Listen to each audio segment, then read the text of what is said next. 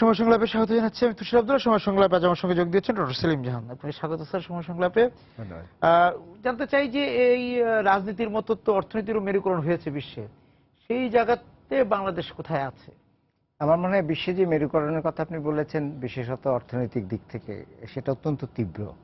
যেমন বিশ্বের সবচেয়ে 8জন যে ধনী ব্যক্তি, তাদের মূল যে সম্পদ সেটা বিশ্বের প্রায় 50% মানুষের সম্পদের সমান। অর্থাৎ অন্য কথায় বলতে গেলে যে একজন ধনী ব্যক্তি বা একজন কোটিপতি, কোটিপতি বলা চলে, তিনি প্রায় 462 মিলিয়ন লোকের সম্পদের সমান। তো অন্য কথায় বলতে গেলে প্রায় 46 কোটি মানুষের সমান।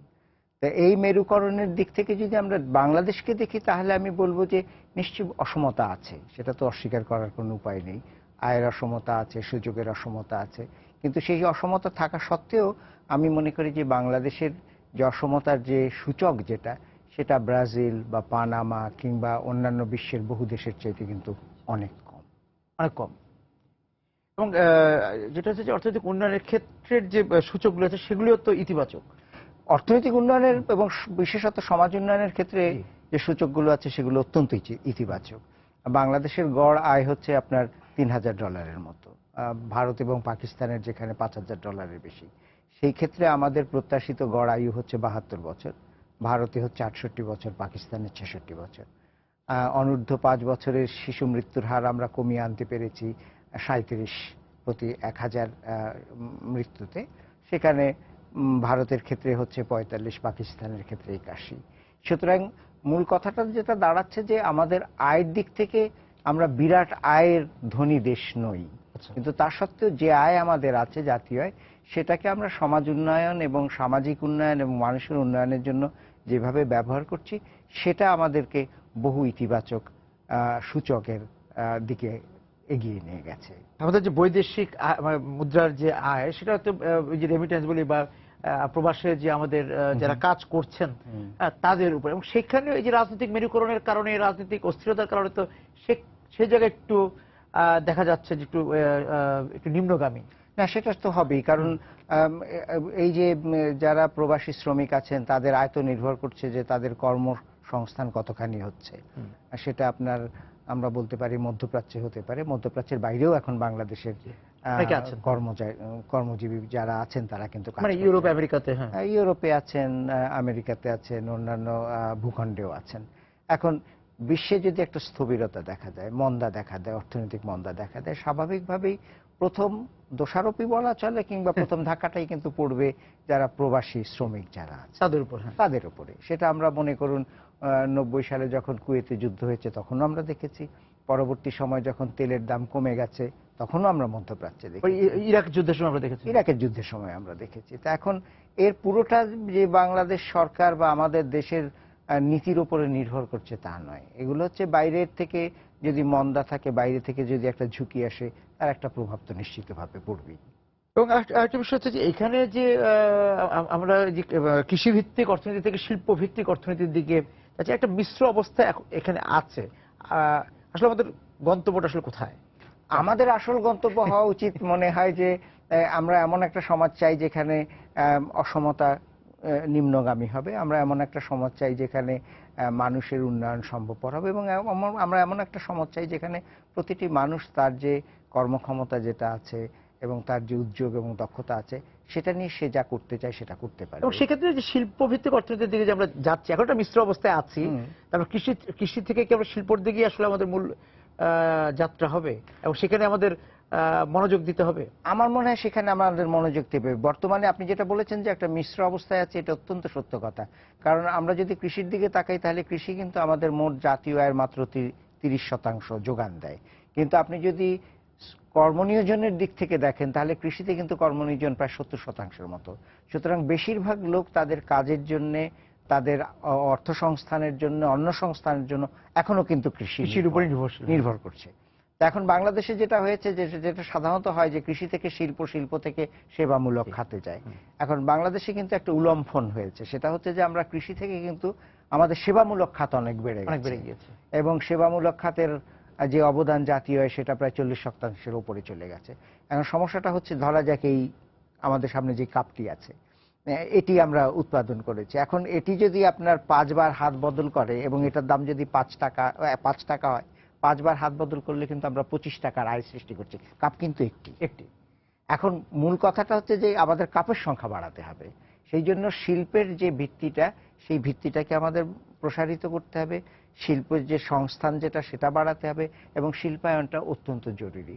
তারপরে শিল্পায়নের পরে শিল্পের সেবার জন্য বা শিল্পের সঙ্গে সংযুক্ত বা শিল্পকে সামনে এগিয়ে নেবার জন্য যে সমস্ত খাতের প্রয়োজন আছে সেগুলো বাড়বে। সেটা যদি না করে আমরা যদি শিল্পের যে ভাগটা সেটা যদি সমান থেকে যায়, তাহলে কিন্তু আমরা একটি জিনিসকেই বারবার হাত বদল করে বৃত্তের বাইরে যেতে পারবো না, সেই বৃত্তের বাইরে আমরা যেতে পারবো না। আমি একটা বিরতিতে যাবো স্যার। ফিরে এসে আলোচনা যেতে চাই যে আপনি সেবামূলক বিষয়ে চলে আসলে এইটা আসলে কতটুকু টেকসই আমাদের এখানে এখন আছে। যে উল্লম্ফনের কথা আপনি বললেন সেটা হয়েছে এবং সেইটা এখনো উদ্যোগামী, যে সেবা খাত যেটা আমাদের এখানে প্রসারিত হচ্ছে, সেই জায়গাতে টেকসই কতটা এই খাতকে আপনি দেখছেন? আমার মনে হয় যে এটা খুব একটা গুরুত্বপূর্ণ প্রশ্ন। কারণ সেবা খাতের টেকসই হওয়ার জন্য যেটা দরকার সেটা হচ্ছে, সেবা খাতের একটা দিক হচ্ছে অর্থনৈতিক সেবা, যেটা আপনি ব্যাংক, বীমা ইত্যাদি থেকে পাচ্ছেন, অর্থখাতের সেবা যেটা। আরেকটা হচ্ছে বলা যেতে পারে, আমরা যেটা বলতে পারি যে তথ্য প্রযুক্তির সেবা, যেটা ক্রমান্বয়ে বেড়ে গেছে। কারণ তথ্য প্রযুক্তির বিরাট একটা প্রসারণ ঘটেছে। এখন আমরা যেগুলো কাজগুলো এখানেই বসেই করছি মনে করা যাক, সেটাও তথ্য প্রযুক্তি নির্ভর। আরেকটা হচ্ছে বাণিজ্যিক সেবা।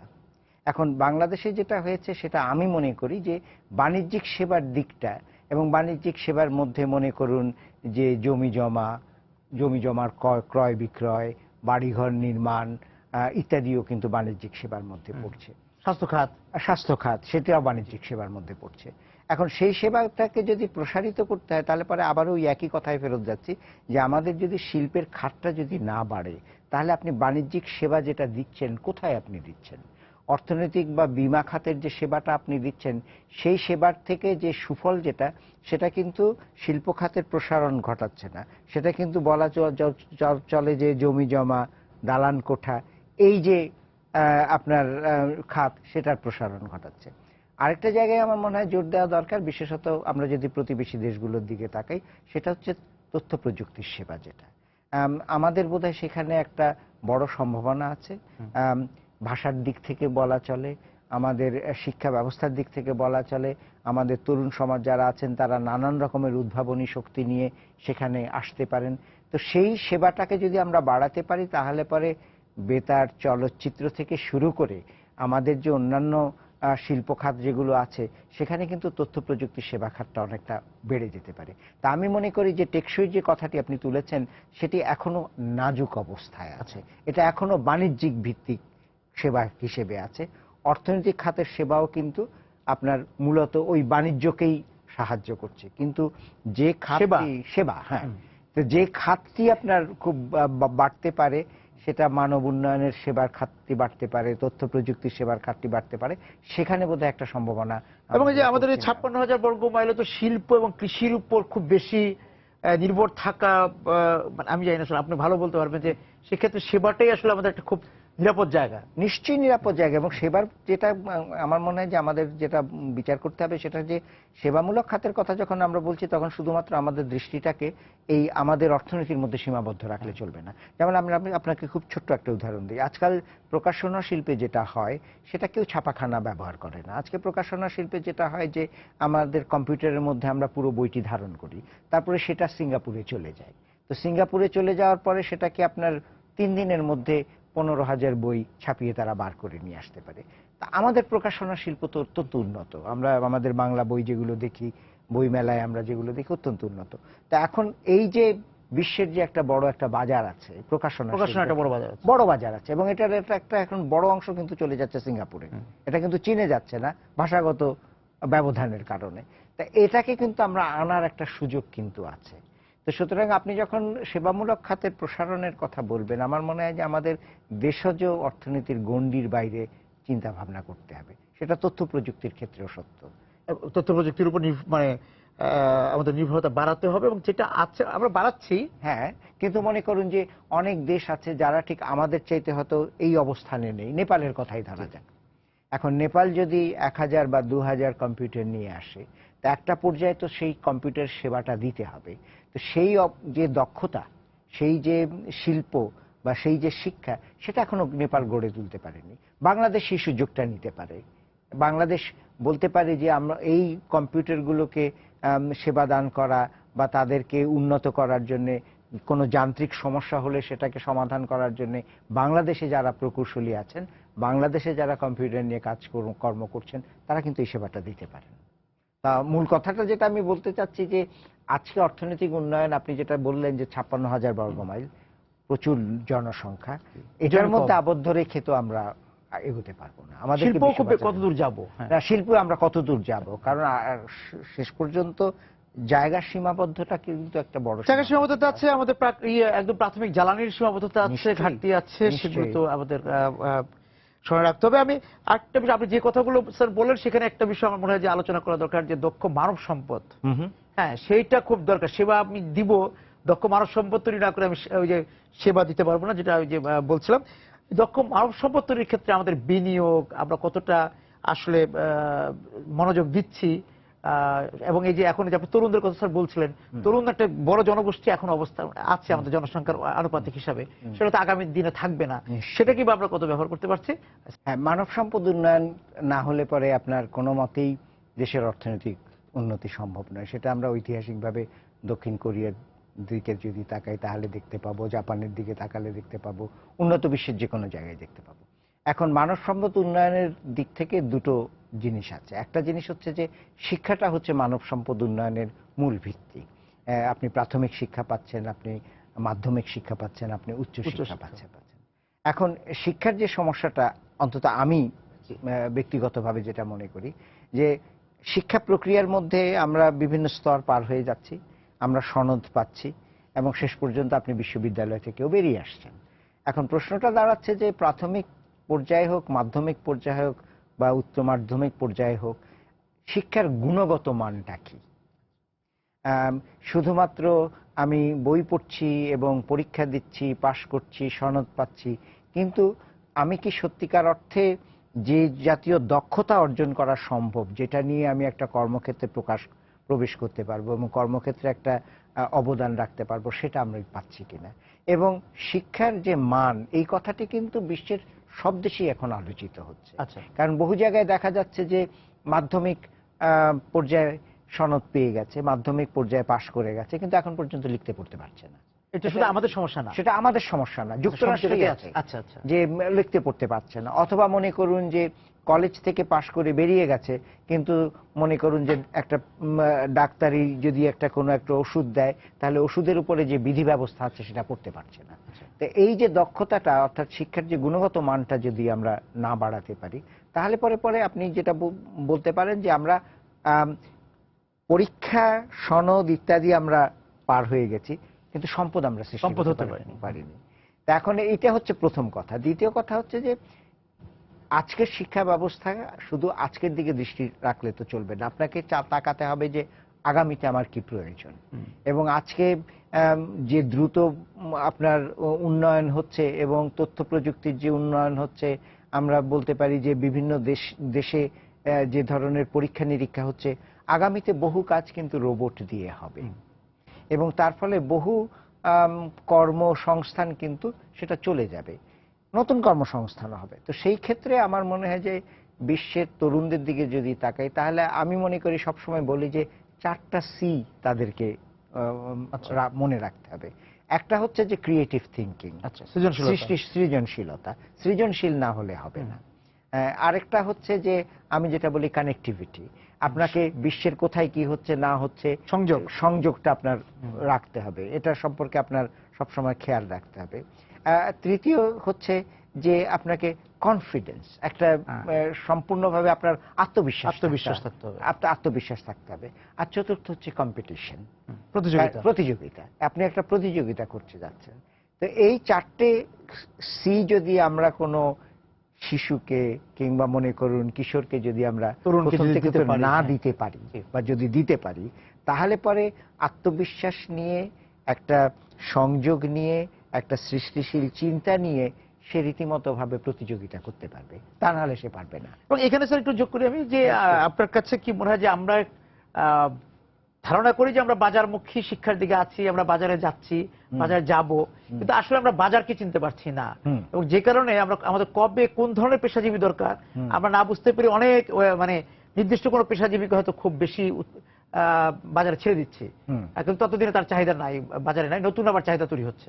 আমার মনে হয় যে এটা একেবারে সত্যি কথা, কারণ চাহিদা এবং যোগানের মধ্যে একটা অসামঞ্জস্য নিশ্চয়ই আছে। আমাদের যে আপনি স্যার একটা কথা বলছেন, দূরে আমরা দেখতে পাচ্ছি না যে কবে আমার কি ধরনের দূরদৃষ্টিটা আমার নেই, আমার দূরদৃষ্টিটা আমার নেই, কারণ আমার দূরদৃষ্টিটা নিয়ে আমরা সামনের দিকে তাকাতে পারছি না। এবং মনে রাখতে হবে যে সামনে কিন্তু আমাকে প্রতিযোগিতা করতে হবে আর 5টি দেশের তরুণদের সঙ্গে। এখন আমরা সবসময় বলে থাকি যে তরুণরা আমাদের ভবিষ্যৎ, কিন্তু আমি মনে করি যে তরুণদের আমাদেরকে বর্তমানের সুযোগটা দিতে হবে, তা নাহলে তারা ভবিষ্যৎ হতে পারবে। এবং যেখানে আমরা জনশক্তি বা মানব উন্নয়নের কথা বলছি, মানব সম্পদ নিয়ে কথা বলছি, সেখানে আমরা দেখা যাচ্ছে যে আমাদের ব্যবস্থাপনার জায়গাতে আমরা আমদানি করে লোক নিয়ে আসছি, আমাদের নিজেদের লোক তৈরি করতে পারছি না। এটা একটু বলবেন। পাশাপাশি ওটা বলেন যে এই যে আমরা বাইরে যে প্রবাসী, যে আমাদের যে শ্রমিক বলি বা আমাদের প্রবাসী যারা কাজ করছেন, সেখানেও কিন্তু খুব দক্ষ লোক আমরা পাঠাতে পারছেন, অদক্ষ পাঠানোর সময় বলছি অদক্ষ শ্রমিক পাঠানো হচ্ছে। সেখানে আমাদের কারিগরি শিক্ষা একটু অবহেলিত।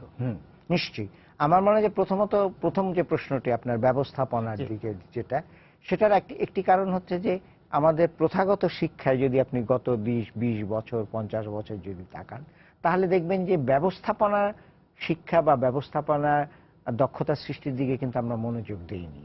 আমরা বহু ক্ষেত্রে কলা বিভাগের দিকে মনোযোগ দিয়েছি, মানবিক বিভাগের দিকে মনোযোগ দিয়েছি, সমাজ বিজ্ঞানে মনোযোগ দিয়েছি, কিন্তু ব্যবস্থাপনাও যে একটা শিক্ষা ব্যবস্থার অঙ্গ এবং আপনার দক্ষ ব্যবস্থাপকও আমাদের গড়ে তুলতে হবে, এইটা কিন্তু আমরা করিনি।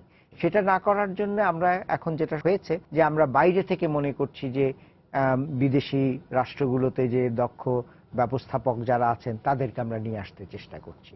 তো এখন এইটা বদলাতে হবে। আমরা তো ব্যবস্থাপনা ইনস্টিটিউট আমাদের আছে বিভিন্ন বিশ্ববিদ্যালয়ে, এবং সেখানে যদি আমরা দক্ষতা বাড়াতে পারি এবং ভবিষ্যতে যদি এই জাতীয় একটা ব্যবস্থাপনা মুখী একটা শিক্ষা করতে পারি, তাহলে পরে আমাদের এই যে এখন নির্ভরশীলতা এইটা আমাদের কমে যাবে।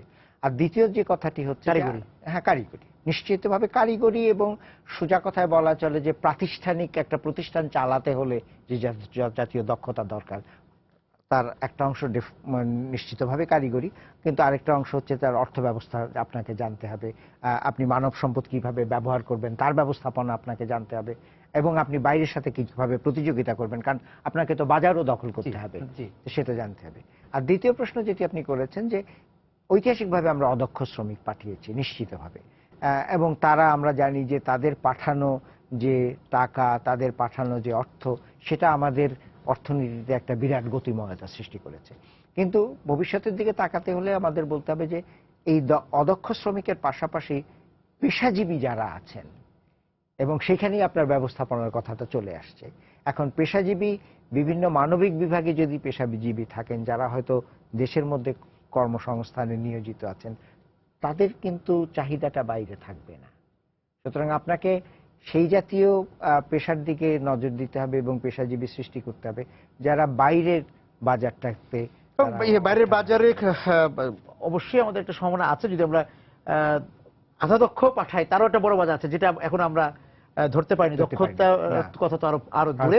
আমি স্যার একটা বিরতিতে যাব, ফিরে এসে একটু আলোচনা করতেছি। আমরা উদ্যোক্তা নিয়ে কথা বলছি, আসলে উদ্যোক্তা বলতে কি বুঝি সেটা আমরা বুঝতে পেরেছি কিনা। খাতের উদ্যোক্তা একদম কুটির শিল্পের উদ্যোক্তা থেকে তথ্য প্রযুক্তি উদ্যোক্তা পর্যন্ত আমরা এসেছি। আসলে উদ্যোক্তা আমরা কতটা তৈরি করতে পারলাম, বা উদ্যোক্তা বলতে কি বুঝায় সেই কাঠামোটা আমরা বুঝতে পেরেছি কিনা, সেই অবয়বটা আমরা আসলে কতটা কাছাকাছি যেতে পেরেছি। আমি আপনার শেষের কথাটি নিয়ে শুরু করি, অবয়ব নিয়ে। আমরা কিন্তু অনেক সময় ব্যবসায়ী আর উদ্যোক্তার মধ্যে পার্থক্য করতে পারি না। আমরা মনে করি যে ব্যবসায়ী মাত্রই উদ্যোক্তা, তা কিন্তু নয়। কারণ পুরো আপনার যদি আমরা যদি দেখি যে নানান জিনিস প্রস্তুত করা হচ্ছে এবং সেই প্রস্তুতির বিভিন্ন জায়গায় যাচ্ছে, একটা পর্যায়ে এসে সেটা বেচা কেনা হবে, সেটা আপনার চাহিদা এবং যোগানের মধ্যে একজন এসে সেটা বেচা কেনা করবেন, তিনি কিন্তু নিশ্চিতভাবে সেই অর্থে উদ্যোক্তা নন। যে অর্থে উদ্যোক্তা বলতে আমরা বুঝি যার একটা দূরদৃষ্টি আছে, 1 নম্বর। 2 নম্বর হচ্ছে যে তিনি জানেন যে তিনি কি প্রস্তুত করতে চান, কিভাবে প্রস্তুত করতে চান। তৃতীয়ত তার একটা ধারণা আছে যে বাজারের চাহিদা কতখানি আছে। এবং চতুর্থত ব্যবস্থাপনা সম্পর্কে তার একটা পরিষ্কার ধারণা আছে। সেই উদ্যোগটা যিনি নিতে পারছেন তিনি হচ্ছেন উদ্যোক্তা, যে সাহসী হতে পারছেন। তিনি সাহসী হতে পারছেন। কারণ আপনি যখন উদ্যোক্তা হবেন তখন কিন্তু উদ্যোগের সঙ্গে একটা জিনিস সবসময় জড়িত থাকবে, সেটা হচ্ছে ঝুঁকি। ঝুঁকি। এবং সেই ঝুঁকিটা আপনি কতখানি নিতে পারছেন, সেখানেই আপনার উদ্যোক্তার যে সফলতা, উদ্যোক্তার যে বিফলতা, সেটা কিন্তু নির্ভর করছে। কারণ বাজার কখনো আপনাকে বা চাহিদা কিন্তু কখনো আপনাকে সম্পূর্ণভাবে একেবারে সাদা একটা ক্ষেত্র দেবে না, যেখানে আপনি গিয়ে আপনার উদ্যোগটাকে সাফল্যমণ্ডিত করতে পারবেন। উদ্যোক্তার আরেকটা যেটা আমার মনে হয় যেটা খুব দরকার, সেটা হচ্ছে যে কোন ধরনের প্রযুক্তি তিনি ব্যবহার করবেন এবং প্রযুক্তি সম্পর্কে তার ধারণা থাকতে হবে। প্রযুক্তির যে উন্নয়ন যেটা হচ্ছে, নতুন প্রযুক্তি যেটা আসছে, সেটা থাকতে হবে। তো সেই অর্থে আমি যদি উদ্যোক্তার কথা বলি, তাহলে খুব সরলভাবে বলতে গেলে যে গত 10-20 বছরে আমরা বহু ক্ষেত্রে প্রচুর ব্যবসায়ী তৈরি করেছি, কিন্তু নিশ্চিতভাবে যে উদ্যোক্তা তৈরি করতে পেরেছি তা কিন্তু নয়। কারণ আবার ওই একই কথায় যাচ্ছি যে সেবামূলক খাতে কিন্তু প্রচুর ব্যবসায়ী কাজ করছেন এবং তারা ব্যবসাকে সামনে নিয়ে যাচ্ছেন, কিন্তু যে অর্থে একজন উদ্যোক্তা শিল্পের ভিত্তিভূমিকে প্রসারিত করেন, সামনে এগিয়ে নিয়ে যান, যেখানে একটা দূরদৃষ্টি আছে, সেই উদ্যোক্তা যেটা, সেটা কিন্তু এখন আমাদের এখানে এসএমই খুব জনপ্রিয় একটা বিষয়। আমরা এসএমই কে আমরা কিভাবে বলবো যে নারীদেরকে উদ্যোক্তা হিসেবে তৈরি করার যে একটা চেষ্টা চলেছিল, যদিও সেখানে নারীদের পক্ষ থেকে নানারকম কথা আছে যে তাদেরকে যেভাবে যে সুযোগ সুবিধা দেওয়া দরকার তারা ব্যাংকগুলোতে যে সেভাবে সেবাটা পাচ্ছে না, সেটা একরকম। কিন্তু যে এই যে এসএমই বিষয়টাকে আপনি যদি একটু স্যার ব্যাখ্যা করেন। না, এখন আমাদের দেশের যে সম্পদ যতখানি আছে, আমাদের দেশে অবকাঠামো যেখানে আছে, সেখানে আপনি নিশ্চয়ই এটা চিন্তা করতে পারবেন না যে বৃহৎ এবং বড় রকমের একটা শিল্প আমরা গড়ে তুলতে পারবো। তো সেটা যদি আমরা না পারি, তাহলে আমাদেরকে নির্ভর করতে হবে ক্ষুদ্র এবং মধ্যমাপের শিল্পের উপরে। এবং ক্ষুদ্র এবং মধ্যমাপের শিল্পের মধ্যে এটা উদ্যোক্তা যদি আমরা সৃষ্টি করতে হয়, আপনি নারীদের কথা বিশেষ করে উল্লেখ করেছেন, তাহলে পরে উদ্যোক্তা সৃষ্টি করার পেছনে উদ্যোক্তার নিজের একটা ভূমিকা আছে, তা সেটা অনস্বীকার্য। তার দূরদৃষ্টি, তার ঝুঁকি গ্রহণের প্রবণতা, তার চাহিদা বোঝার ক্ষমতা ইত্যাদি। কিন্তু সেক্ষেত্রে আমার মনে হয় যে রাষ্ট্রেরও একটা ভূমিকা আছে, এবং রাষ্ট্রের ভূমিকাটা হচ্ছে যে তার সুযোগটা তৈরি করে দেওয়া। এখন সুযোগটা নানানভাবে তৈরি হতে পারে। একটা সুযোগ হতে পারে যেমন আপনার অবকাঠামো আছে কিনা, আপনি একটা নতুন শিল্প তৈরি করতে চেষ্টা করছেন, কিন্তু আপনি যেখানে তৈরি করতে চেষ্টা করছেন সেখানে বিদ্যুৎ, রাস্তাঘাট, গ্যাস ইত্যাদি আপনার আছে কিনা। আর দ্বিতীয়ত অবকাঠামো হচ্ছে যে আপনি যদি ঋণ গ্রহণ করতে চান, তাহলে ব্যাংকগুলো আপনার উদ্যোগের ক্ষেত্রে ঝুঁকি গ্রহণ করতে রাজি আছে কিনা, সেটাও একটা ব্যাপার।